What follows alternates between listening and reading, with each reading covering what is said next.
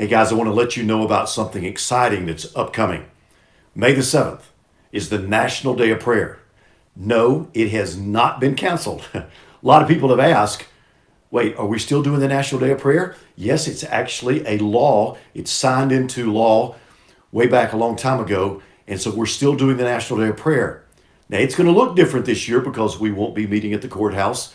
We'll have a streaming service and all that kind of stuff.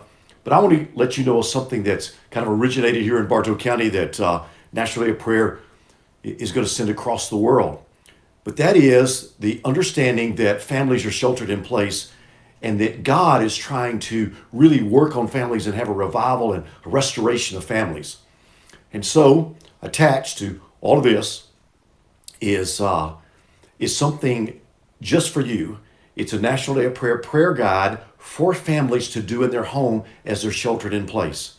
It is a simple little guide praying over the 7 mountains or the 7 spheres of influence in culture. And that's business, government, education. We've been talking about those for a long time. You'll see them in the guide.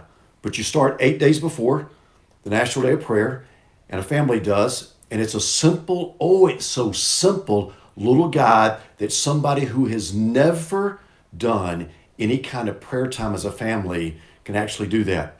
Matter of fact, it's actually designed for somebody who has never done this kind of thing before.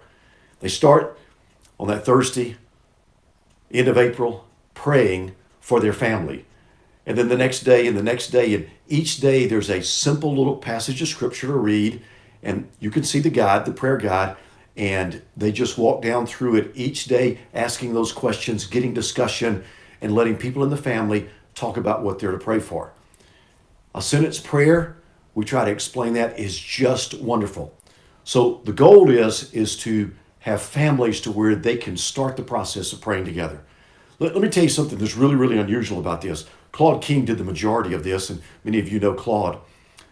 We made sure that nobody's name is on this, and it's incredibly simple, so it comes to you in a form to where you can put your logo on it, your church. That way you can send it out to your people. You can talk about it. You can send it out one day at a time, or you can send the whole thing out in a bulk form. But put your logo on it, your church's name on it, things like that, and that way you can send it out in a way that fits your church best. And hopefully this will help your churches, your people, to just really, really start the process of praying. And if they're already big-time intercessors, they can take this and just take it to the next level. It ends on the National Day of Prayer, praying for the glory of God in every home, in our churches, in our community, across the nation, and ultimately around the world. They'll have an invitation to join the National Day of Prayer service, which is at 8 o'clock Eastern Standard Time on that Thursday, the National Day of Prayer.